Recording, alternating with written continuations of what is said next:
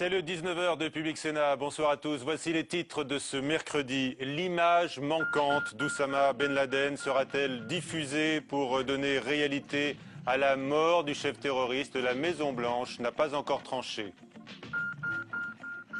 Les avocats à nouveau dans la rue, ils veulent être mieux payés après la réforme de la garde à vue. Autre souci budgétaire pour l'État, le coût des jurés populaires dans les tribunaux correctionnels. Débat à suivre sur ce plateau avec le sénateur UMP Jean-René Le Serre et Mathieu Bonduel, le secrétaire général du syndicat de la magistrature. La présence de Charles Aznavour au Sénat n'aura pas fait pencher le vote en faveur d'une loi contre la négation du génocide arménien de 1915, un texte qui a divisé tous les partis. La mort de Ben Laden fait bondir la cote de confiance de Barack Obama de 11 points. Elle devient donc largement positive et majoritaire. L'assaut qui a été suivi en direct de la Situation Room par le président américain fait toujours l'objet de spéculations au fil des communiqués officiels. Des zones d'ombre subsistent et la question se focalise notamment sur la diffusion ou non de la photo atroce de Ben Laden mort. Sandra Cerquera. Que s'est-il passé derrière les murs de cette maison pakistanaise? Des traces de combat témoignent de la violence de l'intervention, mais à part cela, rien qui ne puisse vraiment convaincre les sceptiques. D'autant plus que depuis lundi, les autorités américaines distillent au compte-gouttes les détails, parfois contradictoires, affirment puis démentent les informations. Principale zone d'ombre, l'objectif de l'opération. D'après Washington, il s'agissait de capturer Ben Laden, pas de l'éliminer. Mais selon les experts militaires, le commando américain qui a lancé l'assaut est spécialisé dans les liquidations. Les États-Unis ont d'abord assuré que Ben Laden s'est servi d'une femme comme bouclier humain. Ils ont démenti depuis. Ils ont aussi assuré qu'il était armé. Le directeur de la CIA a pourtant dit tout le contraire. Mais le chef d'Al-Qaïda aurait quand même résisté avant d'être abattu. Comment? Le mystère demeure. Beaucoup réclament les clichés du corps de Ben Laden, mais Obama hésite. Les publier, c'est prendre le risque de choquer le monde arabe. Pourtant, il sait que pour dissiper les doutes, il faudra bien divulguer ces photos. Une décision que prendra seul le président. Alors, faut-il diffuser cette photo affreuse selon les parlementaires américains qui l'ont vue? Vous répondez sur le nouvelops.com. François Géré, le directeur de l'Institut français d'analyse stratégique, et Patrick Lagadec, directeur de recherche à l'école polytechnique, spécialiste de la communication de crise, réagiront sur ce plateau dans un instant. L'opération Commando menée près d'Islamabad a tendu, on le sait, les relations entre les États-Unis et le Pakistan. Le Pakistan dont le double jeu est dénoncé. Le Premier ministre pakistanais Youssouf Raza Gilani est en visite à Paris, reçu aujourd'hui par le président du Sénat, Gérard Larcher. Il récuse toute posture ambiguë de son pays face au terrorisme. Pour lui, la mort de Ben Laden est bien un succès. J'ai expliqué de façon très claire, lorsqu'il y a une coopération de défense et des accords mutuels avec le reste du monde, quand il y a une victoire, c'est une victoire commune. Lorsque c'est un échec commun. Si nous avons échoué, c'est que le monde a échoué. Et donc pour vous, ce qui s'est passé lundi, c'est un succès ou un échec? Je crois que c'est un succès pour tout le monde. Voilà, propos recueillis par Michael Zames au Maroc. Notons-le, 2 suspects ont été identifiés par les autorités marocaines après l'attentat de la semaine dernière à Marrakech. Les Français sont invités à quitter la Syrie, recommandation du Quai d'Orsay dans l'attente d'une normalisation de la situation, a dit Alain Juppé. Le Sénat a rejeté cet après-midi une proposition de loi socialiste âprement débattue visant à réprimer la négation du génocide arménien au début du siècle dernier. Le renfort de Charles Aznavour et de Bernard-Henri Lévy et de quelques manifestants devant le Sénat n'aura pas suffi à mobiliser une majorité d'élus réfractaires à l'idée de stigmatiser la Turquie aujourd'hui ou encore de voter une loi mémorielle, argument utilisé notamment par Robert Badinter. Pierre Bonde-Joseph. Rien n'y a fait, pas même la mobilisation du plus célèbre d'entre eux. Le texte visant à réprimer la négation du génocide arménien a été rejeté aujourd'hui au Sénat à une large majorité. On fait l'histoire pour son propre pays, on ne fait pas l'histoire pour le monde entier. Parce qu'autrement, des génocides, on va aussi demain dire que les Américains ont éliminé les Indiens. Pourquoi pas? Et ce qui se passera demain, on n'aura pas le droit de le dire non plus. C'est une erreur. C'est pas une erreur politique, c'est une erreur humaine. Reconnu par la France en 2001, le génocide des Arméniens par les Turcs a fait plusieurs centaines de milliers de morts. Mais la communauté française arménienne voulait plus. Comme pour la Shoah, ils demandaient la pénalisation de la négation. Dehors, c'est l'incrédulité. Je trouve que c'est une honte. C'est l'égalité vis-à-vis des autres génocides. Et voilà, pour qu'on puisse enterrer nos morts tranquillement. À la tribune, Bernard-Henri Lévy qui a fait le déplacement sans porte contre la Haute Assemblée. Peut-être plus cynique encore l'insistance avec laquelle a été plaidée par les orateurs de droite et hélas souvent de gauche, la nécessité de ne pas froisser, contrarier, blesser nos amis turcs. En 2007, Nicolas Sarkozy en avait fait une promesse de campagne. Ce soir, les familles devant le Sénat préviennent qu'en 2012, leur vote sanctionnera le président sortant. Toujours au Sénat, une première. Le texte du gouvernement réformant les soins psychiatriques est resté bloqué à la Commission des affaires sociales. Pourtant voté à l'Assemblée nationale, la réforme a été jugée trop sécuritaire par les sénateurs. Flora Sauvage. Coup de théâtre en commission des affaires sociales. Après 3 heures de débat hier soir, le projet de loi sur les soins psychiatriques n'a pas été adopté. Depuis la réforme constitutionnelle de 2008, c'est la première fois qu'un texte est recalé en commission. En 15 ans de commission des affaires sociales, je n'avais jamais vu cela. Il y avait vraiment cette volonté de réécrire le texte, de se démarquer à la fois du texte gouvernemental et de la commission des lois. Un texte largement réécrit qui n'a pas été au goût de certains sénateurs UMP. Pour eux, le projet de loi initial a été complètement dénaturé. Au lendemain du meurtre d'un étudiant en 2008 à Grenoble par un schizophrène, Nicolas Sarkozy avait souhaité qu'on puisse soigner un patient qui sort de l'hôpital psychiatrique sans son consentement. C'est cette disposition qui a été supprimée en commission. Et au moment du vote hier, le PS s'abstient, les communistes votent contre et l'UMP est divisé. Résultat, le texte n'est pas adopté. Le texte de la commission n'a pas été adopté, donc il n'existe pas. Les travaux de la commission n'ont pas été adoptés, donc il n'existe pas. Et tout ce qui a été fait par Mme Dini et par la commission n'existe plus. Du coup, mardi prochain, en séance publique, c'est le texte voté par les députés qui devrait être examiné. Les débats risquent d'être animés. La Commission européenne tient compte des demandes françaises sur l'espace Schengen. Elle propose donc une plus grande latitude pour rétablir les contrôles aux frontières nationales en cas de défaillance d'un État de l'Union. L'immigration est une chance pour la France, on n'a pas oublié son ouvrage. Bernard Stasi avait dû batailler ferme, notamment sous les attaques de Jean-Marie Le Pen pour défendre sa vision. Né espagnol, ayant choisi 18 ans de devenir français, l'ancien ministre centriste est mort à l'âge de 80 ans. Il avait présidé, on s'en souvient, la commission sur la laïcité sous le septennat de Jacques Chirac, son condisciple à l'ENA et à Sciences Po. L'hommage tout à l'heure d'Hervé Morin, le président du nouveau centre, à Bernard Stasi. Un homme de cœur, de respect de l'individu, de tolérance, de respect de la diversité, de la différence d'expression, et un immense Européen. Voilà, un Européen fédéral comme nous voulons l'être. Hervé Morin tout à l'heure, donc lors de l'émission. Preuve par 3, l'exécution de Ben Laden et certains errements dans la communication américaine. C'est notre premier débat tout de suite. Avec nos deux invités, donc, ils sont là. François Géret, bonsoir, directeur de l'Institut français d'analyse stratégique, et Patrick Lagadec, bonsoir, directeur de recherche à l'école polytechnique et spécialisé dans la communication de crise. Alors, faut-il que les États-Unis diffusent cette photo, que l'on sait affreuse, de Ben Laden mort de sa dépouille? Quel est votre avis, François Géret, oui ou non? Bon, il y a deux aspects. Le premier, c'était la question de savoir si on capturait Ben Laden vivant, oui. Ce qui était ça, le débat est tranché.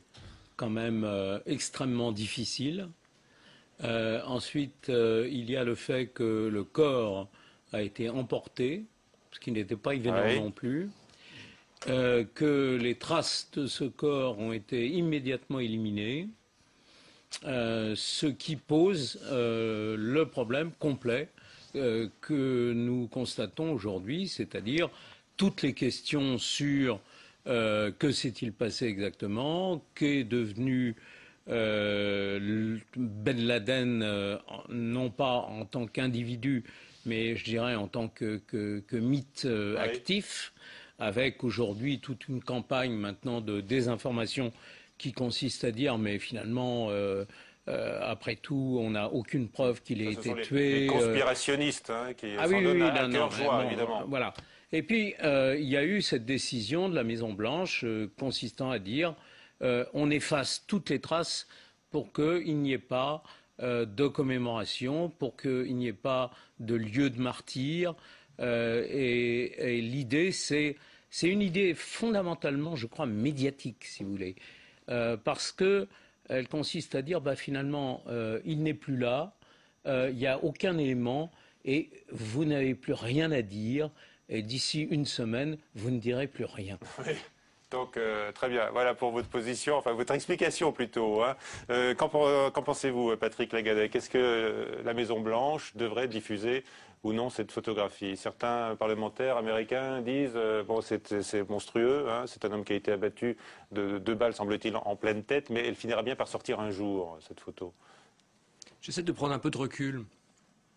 Nous ne sommes pas dans une situation de retrait de produits, avec des logiques de communication qui ont été mises au point dans les années 80-90 pour des affaires de marketing ou d'accidents technologiques. On est sur autre chose. On est sur de la sécurité nationale, on est sur des seuils de vulnérabilité, d'attaques qui ont été franchis dans les années 2001, on est dans des seuils d'agressivité qui ont été... on est sur de la logique de décision régalienne, et donc je me méfierais beaucoup de cadres d'analyse importés d'un autre secteur sur ce cadre-là. Et deuxièmement, ce que j'ai en tête, on navigue aujourd'hui, on l'a vu déjà sur Fukushima, et on le voit ici de manière beaucoup plus forte, sur des terrains qui sont ceux du XXIe siècle, donc extrêmement sensibles, avec des possibilités de surfusion dans tous les sens. Et donc je dis que, je n'ai pas les éléments de savoir ce qui se dit à la Maison-Blanche en ce moment, mais je dis surtout, attention, ne nous laissons pas piéger par des cadres de pensée tout faits, qui sont déjà prêts pour faire de l'analyse. Alors on peut faire de l'analyse, on peut dire ne rajoutons pas dans le macabre et dans les ondes de mort, parce que c'est ça qui a posé problème, ou ne donnons pas d'éléments pour des théories conspirationnistes qui de toute façon vont se développer, mais est-ce qu'on peut les accélérer ou pas en le faisant ceci ou cela? On a des questions comme ça qu'on peut se poser. Mais le plus important pour moi, c'est ne pas se tromper de cadre d'analyse, et là, c'est pas très évident. Mais François Géré, les Américains sont particulièrement forts pour maîtriser la communication politique. D'ailleurs, on voit les photos qui ont été diffusées justement jusque-là, ce sont celles de Barack Obama dans la Situation Room. Là, il y a bien un message, on le voit concentré, on le voit, il est très attaqué sur les questions de sécurité nationale par son opposition républicaine. Là, c'est un cliché et une action commando qu'il a décidé et qu'ils font, on l'a vu, bondir dans les sondages. Alors, petit 1, il faut quand même constater qu'il y a eu au départ des ratés. Oui. On a montré des photos supposées d'un Ben Laden abattu, au visage tuméfié, etc. Et puis, immédiatement, on a déclaré que non, c'était pas ça. C'était un faux, oui, ça venait du Pakistan, manifestement. C'est un peu embêtant quand même. Bon. Deuxièmement, il y a effectivement la communication de Barack Obama qui le place dans une situation qui est, disons les choses un peu brutalement, idéale sur le plan électoral intérieur. C'est-à-dire que, on ne peut jamais préjuger de ce qui se passe dans l'environnement électoral américain à 1 an des élections. Sa posture est grandie, évidemment. Il réussit, du moins, il bénéficie de l'effet de réussite de quelque chose que son prédécesseur, pendant 7 ans et demi, n'avait pas été capable de réaliser. Oui. Avec ça, on peut dire il a gagné sa réélection. Bon, c'est loin d'être aussi évident que ça. Cela dit, il ne faudrait pas que la Maison-Blanche se mette à patiner en termes de communication, parce qu'il y a toute une série de questions qui se posent. Pourquoi a-t-on fait ça? Pourquoi n'a-t-on pas fait cela? Pourquoi Quelle relation a-t-on eu avec le Pakistan en particulier? Quelles sont les répercussions vis-à-vis de l'Afghanistan? Tout ça, ce sont des sujets extrêmement sensibles. Oui. Et les républicains américains qui se sentent évidemment en porte-à-faux parce que, bon, Obama a marqué un point, vont immédiatement penser à des contre-stratégies visant à critiquer la position qui a été adoptée, à demander des comptes et à essayer de savoir si tout a été fait comme il convenait de le faire.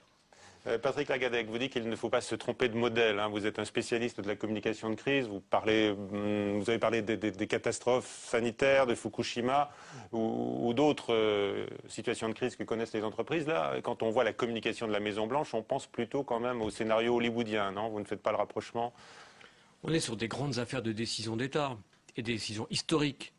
Donc pour le moment, on n'a pas les éléments. À partir de quoi ils réfléchissent? Quels sont, si on reprend tous les livres sur la crise du Cuba, quels sont tous les arguments à l'intérieur qui sont nourris, les différentes stratégies et les choix qui sont faits? Quelle est la personnalité de Barack Obama et comment il mène quelque chose qui est extrêmement complexe dans un territoire où la visibilité est très faible et la mutation possible est très grande? Il y a là quelque chose d'extrêmement lourd qu'on mettra des années à analyser. Donc je dirais, n'essayons pas tout de suite de plaquer une approche uniquement en termes électoraux ou en termes de en termes de logique médiatique ou en termes de logique d'experts de communication. Le sujet est bien plus important que ça. Alors, qu'est-ce qui se joue? Hervé Morin, l'ancien ministre de la Défense, était notre invité à 18h. Lui, il nous disait, je vous assure, la transparence joue à plein. Est-ce que vous pouvez le croire, vous? Non, mais la transparence, c'est toujours le mot magique qu'on a collé maintenant comme dernier petit fil magique rose autour des paquets qu'on fabrique. On n'en est pas là du tout. On est sur des décisions d'État à envergure internationale. Est-ce qu'elles peuvent s'accompagner donc de transparence? Non, c'est impossible. Il y a des logiques de décision et là-dedans, tout sera choisi.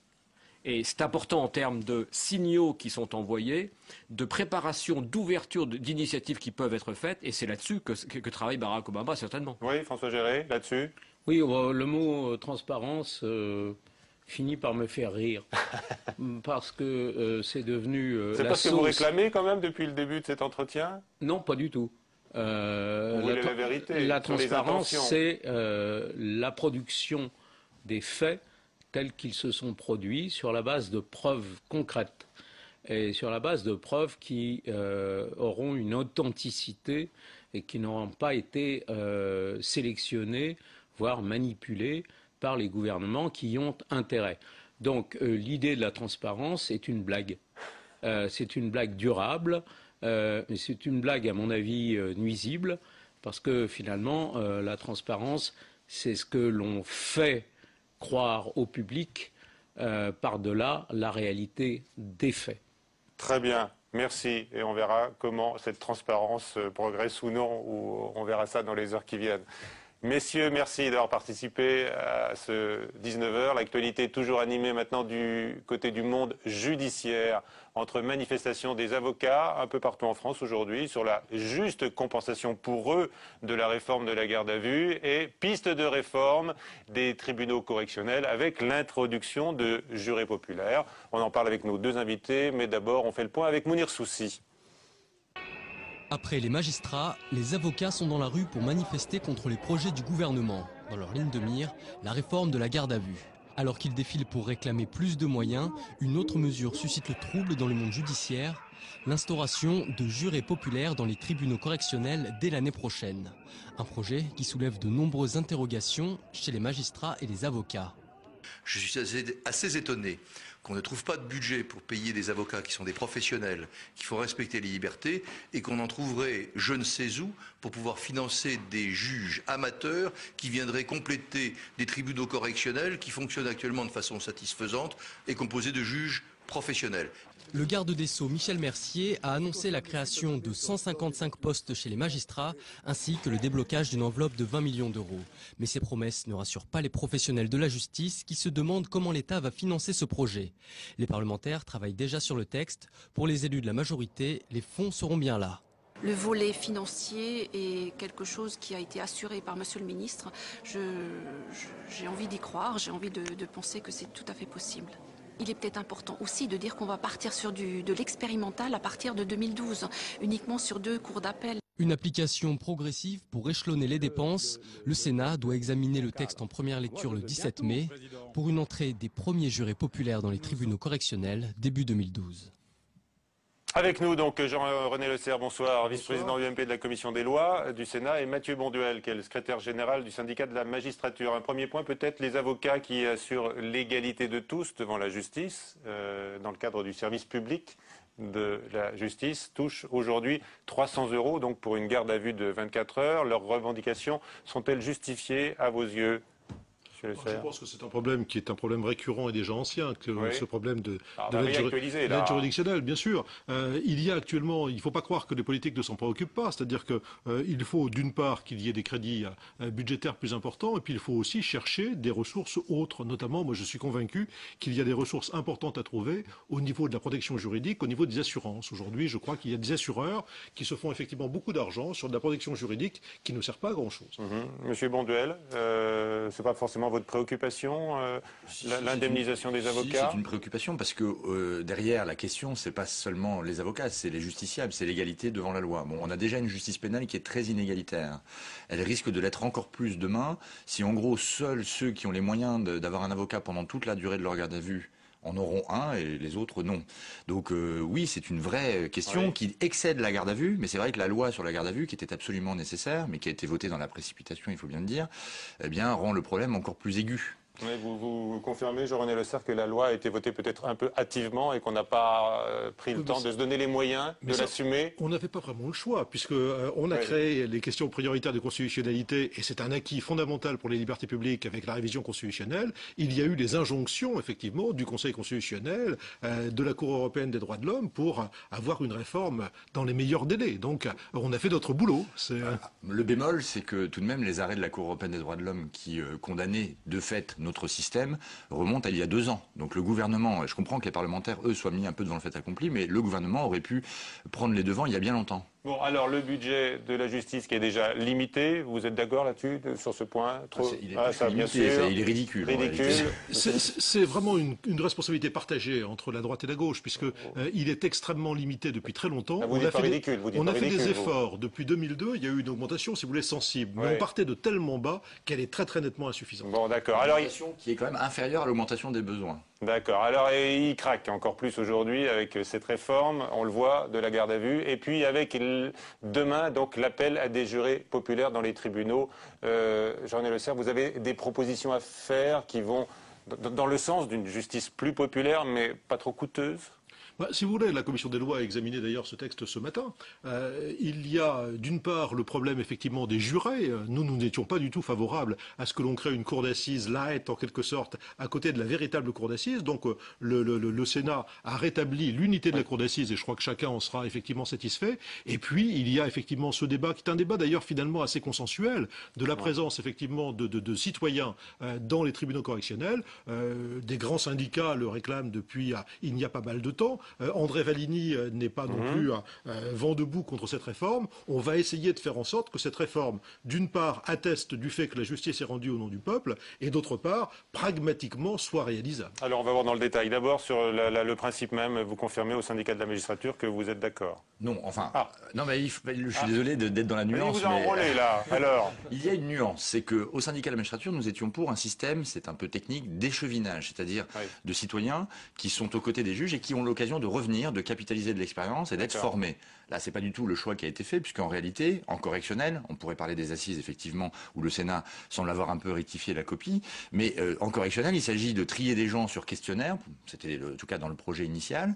Ensuite, ils se familiariseront, dit le texte, en quelques heures avec la chaîne pénale, et ils devront aller juger très rapidement, sans avoir pu lire le dossier, être formés réellement. Et donc, je pense, on fait semblant d'associer le peuple. Parce qu'il faut voir qu'un juré, c'est difficile pour lui de s'exprimer face à un magistrat professionnel, c'est déjà dur aux assises, mais aux assises, on rejoue tout le dossier à l'audience, puisqu'il y a un principe d'oralité qui fait qu'on fait venir les experts, les enquêteurs, les témoins, etc. En correctionnel, ça va beaucoup plus vite.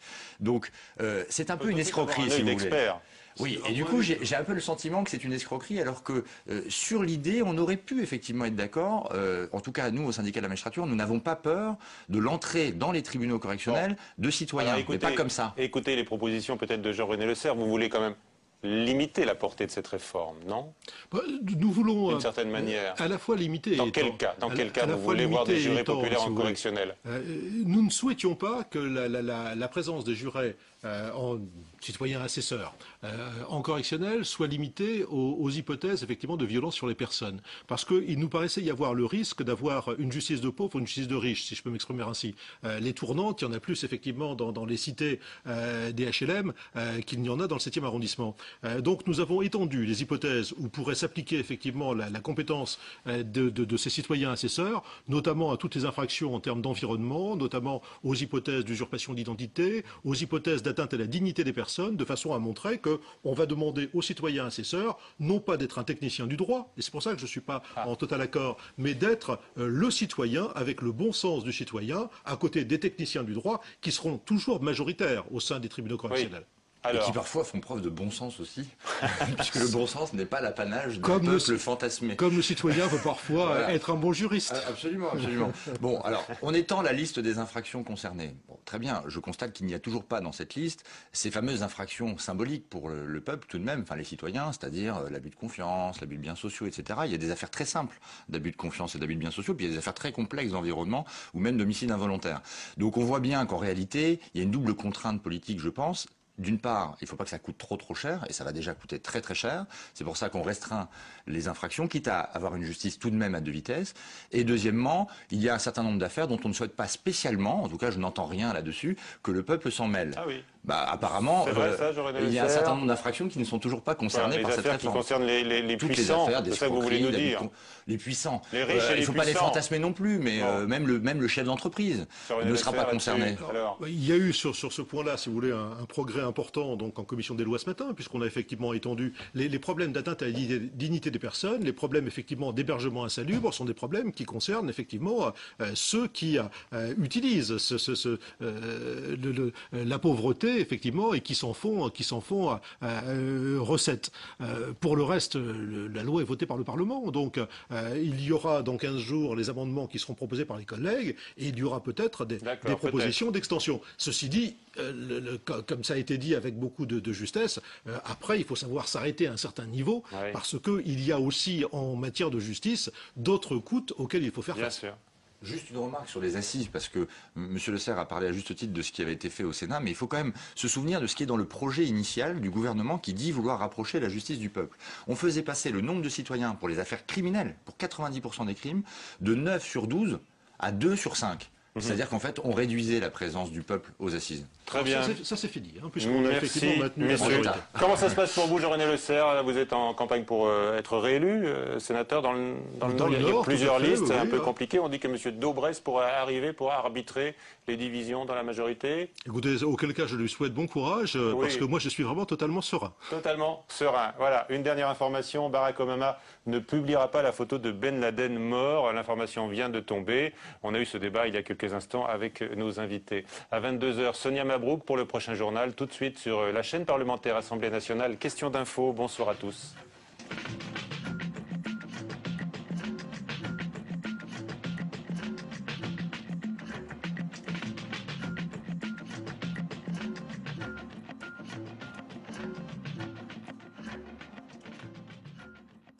« 30 ans après le 10 mai 81, un colloque rassemble au Sénat les principaux acteurs de la victoire de la gauche.